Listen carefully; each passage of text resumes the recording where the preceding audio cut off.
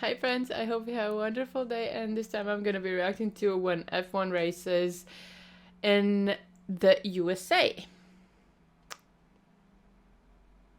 I guess it's something much different. So yeah, let's just check it out. Formula One in the USA, the place that currently hosts the most F1 races on the calendar, even surpassing Italy, and a country which doesn't just stand for the United States of America, but in the context of Formula One, also stands for unbearably socially awkward. Oh. Why, he looks like he wants to just step out of the car, of the moving car. I swear, every time F1 races in the US, it is almost always guaranteed to be a cluttered up, messy, cringe fest of a shit show that you will probably ever see from a race weekend. Why the heck was that in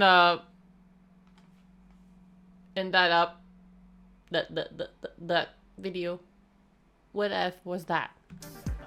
And that is exactly why I love it. Celebrities being absolute buffoons, the most passionate flag waving in F1 history. Yes. Wheel-to-wheel racing that could give you a stroke, and the memes we get are just golden. The US has so much bullshit happening in every race that you will either witness something so cringe-inducing or downright thrilling, you get to tell your grandchildren about it. Which is why in this video I want to go through the 3 horsemen of where F1 has raced in the US and just the absolute chaos every time they do. And what better place to start than with the US Grand Prix, Austin, Texas. Probably the only somewhat normal race in the US, but still, because this is the USA we're talking about, normal still means a complete shitstir. Austin has always been so thrilling. It wasn't the first time F1 has raced in America, but it was one of the first US tracks to join the current calendar. And I gotta say, the Circuit of the Americas is so beautifully crafted to give us the most heart attack worthy overtakes. That ever since its first race in 2012, we already had Lewis Hamilton's brilliant battle with Sebastian Vettel for the win. Very late, but he pulls out and pulls past, and Lewis Hamilton moves into the lead. Then in 2015, we had Nico and Lewis's bromance falling apart. Oh. In here. In 2017, Max Verstappen pulled off the most stunning illegal overtake on Kimi Räikkönen, but got a penalty and lost the podium. He has a 5-second time penalty. In 2018, Kimi Räikkönen got his final career win. Then in 2022, George Russell decided to kill someone. However, like every other race weekend, it isn't perfect. And that is thanks to none other than the celebrities. They ruin everything. In every US race, there is always a hive of celebrities that plague the grid, and everybody absolutely despises it because half of the time, these celebrities have no idea what's going on. They clearly go to the races for clout, and F1 keeps posting about them on social media like everybody's supposed to give a shit. Spoiler alert, they don't.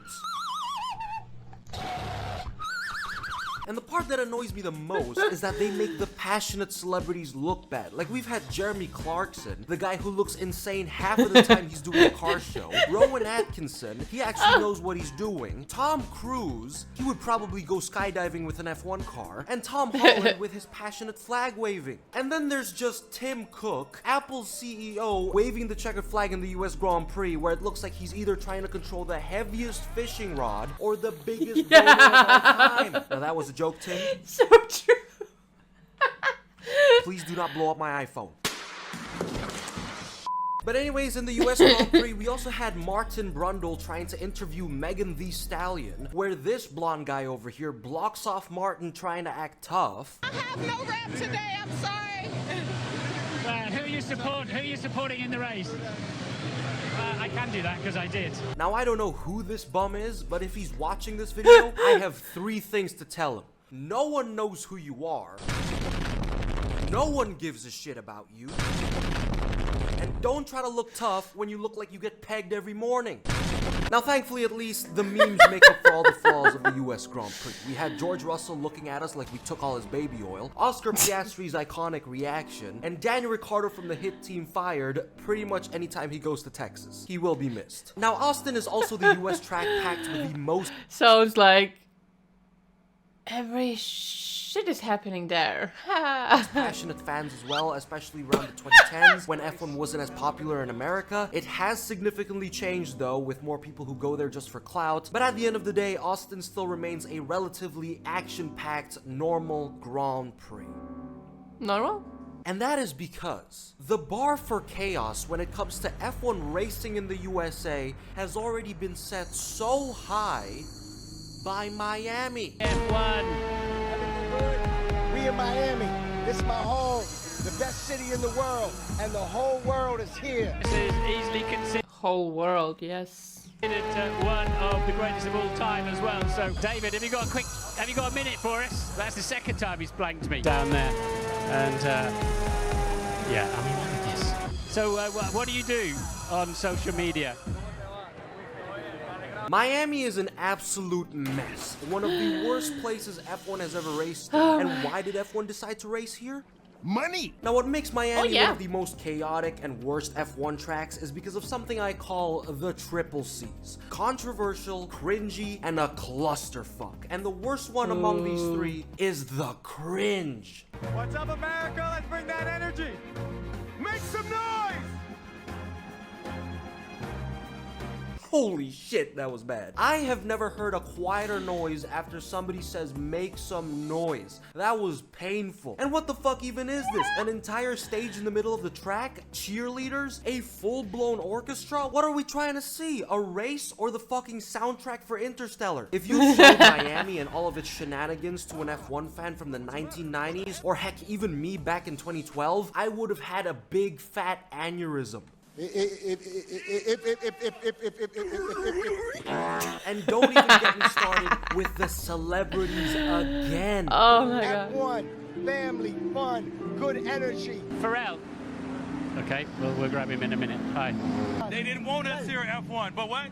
God did. God did. That's right. Like, these are not real people. DJ Khaled went to Miami in 2023 in support of Lance Stroll. You can already tell there's something wrong with him from that point. And then he continued to dig a deeper grave for himself when he recorded a video of him changing tires on an F1 car where he didn't even do it right.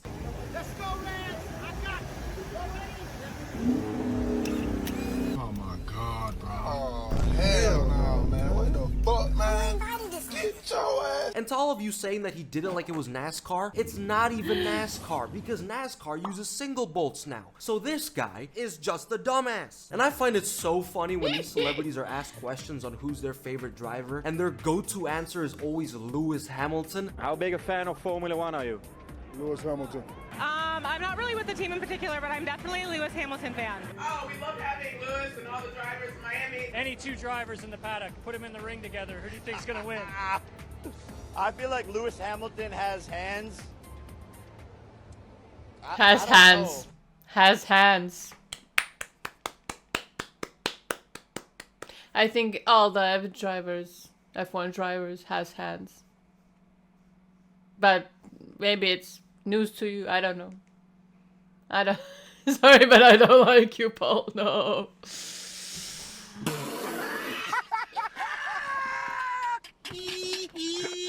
Like, this guy has no clue what he's talking about, so he just says Lewis every time. Yes. Jake Paul, ladies and gentlemen, the guy who beats up senior citizens and calls himself a real fighter. Who's he gonna fight next, huh? Eddie Jordan? Jos Verstappen? Wait, not gonna lie, that might actually be a pretty good matchup. And with celebrities doesn't just come cringe, but also number 2, controversy. In 2023, again, there was huge drama between Martin Brundle and Cara Delevingne, where she didn't want to answer a question from him, so Martin roasted her. Well, the deal is everybody has to speak on the grid, but, you know, hey. Okay, all right, well, I'm sure it would have been extremely interesting. This didn't happen in Miami, though, but it just shows the problem. Like, why you should roast her? With celebrities in general. There were also similar instances with other celebrities where it was just so awkward. Oh, what's the question? No, it doesn't really matter. I'm gonna kill myself! Wow. But like, if the celebrities are coming up, like to walk around and blah blah blah, like, do you still don't need to like ask them for their permission if they are okay? No? No? Okay. I'm going to kill myself and it's your fault! But the most controversial moment was in 2024, where Donald Trump visited Miami in support of McLaren. And as you can probably tell, this erupted the F1 community. However, not for the reasons you actually think. You see, when Trump visited Miami and met Lando Norris, people weren't mad at him or McLaren. People were actually mad at this guy instead, the FIA president Mohammed Ben Sulayem, or what I personally like to call him, mild bowel syndrome. You see, a few years ago, this dumb fuck banned F1 drivers from making any political statements, whether it be on social media, on track, or wherever. But despite that rule he made, he continues to make political statements on his Instagram account and in Miami with Trump. The double standard is insane. Kill him! Kill him! Yeah, I usually hate this. Like, anyone else can't do it, you can. Yeah, you can. Basically, double standards. Honestly, all of these things are just such a shame to the Miami track, because sometimes the races can actually be pretty good, which brings me to C3, clusterfuck. F1 first raced in Miami in 2022, and while it wasn't as exciting as we expected, we had Lando spinning like food in a microwave, and then in 2023, Max made a comeback drive from P9, destroying his teammates, and in 2024, we had Checo nearly torpedoing into Max, Kevin Magnussen crashing into Logan Sargoat, and Lando's first win. So oftentimes, the races can actually be a little decent. It's just the gimmicks and celebrities absolutely shun everything else, that the racing is just a side quest. And boy, do not even get me started with the tickets. The cheapest 3-day ticket for the Miami Grand Prix is 940 euros, compared to Silverstone's 600 and Australia's 300 for a 4-day ticket. But honestly, these gimmicks and prices can still seem pretty tame, because despite how horrible this is, it doesn't get as bad as Las Vegas. Is it that the ticket's more expensive or just bigger shit show? But no! For 3 days, almost 1,000. No! I don't have that much money to... Yeah...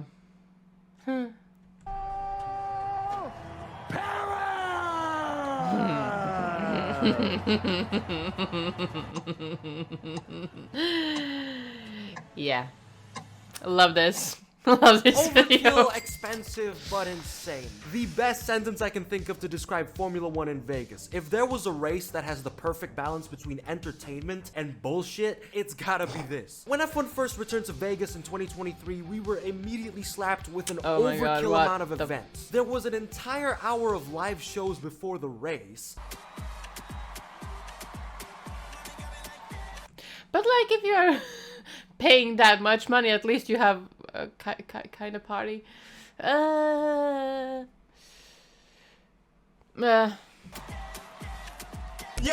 this shit is actually trash! Then the drivers were introduced through elevating platforms where they had no idea what to do.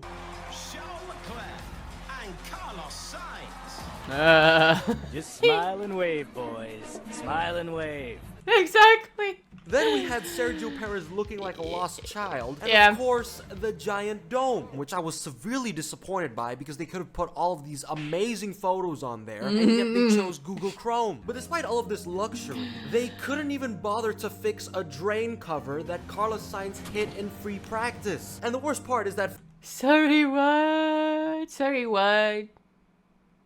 Ferrari had to pay for all the car's damages, and they also got a 10-place grid penalty for changing broken parts of their car, which, mind you, was not even their fault. But thankfully, the race was great, despite... Sorry, Bish, what?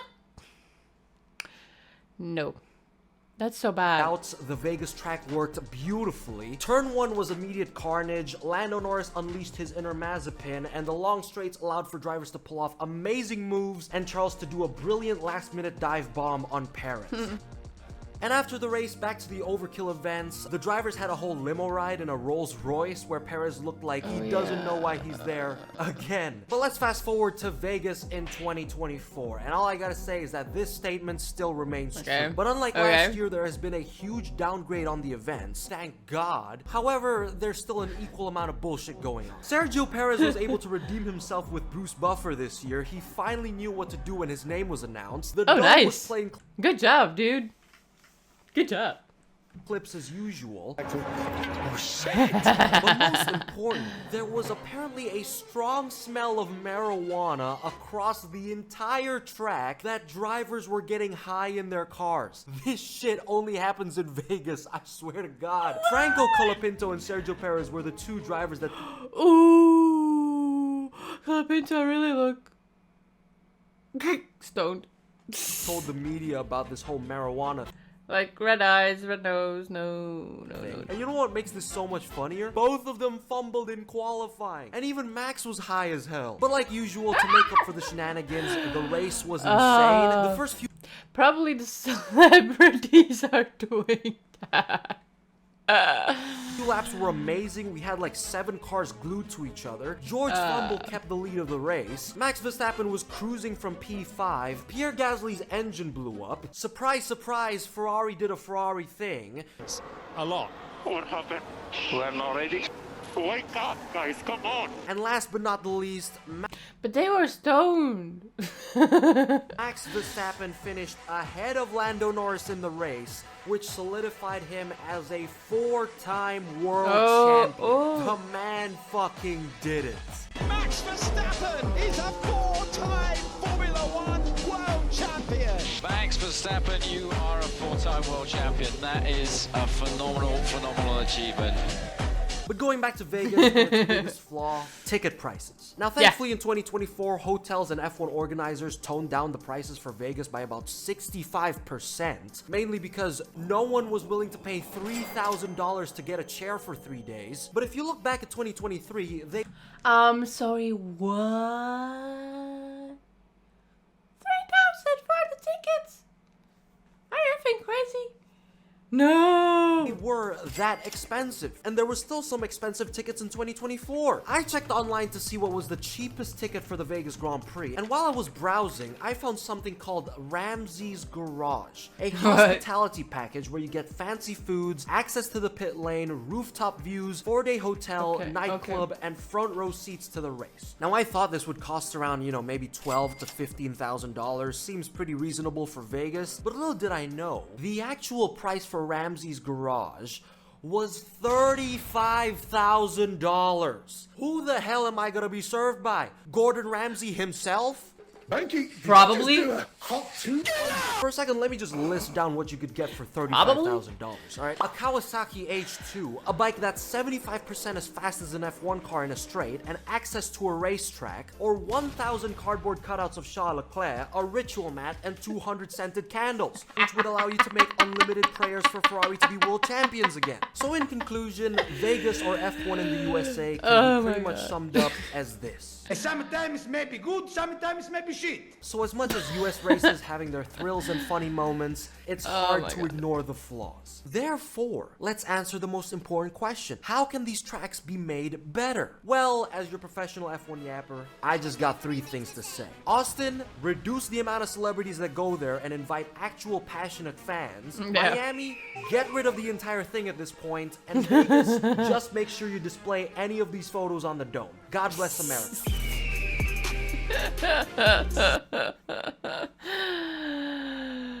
Oh my gosh, this was funny.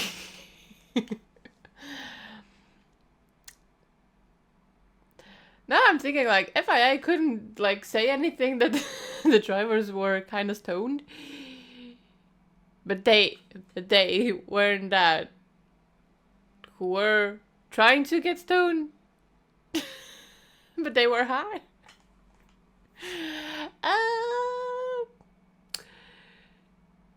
Weird, but okay. Oh my gosh. 32,000, no.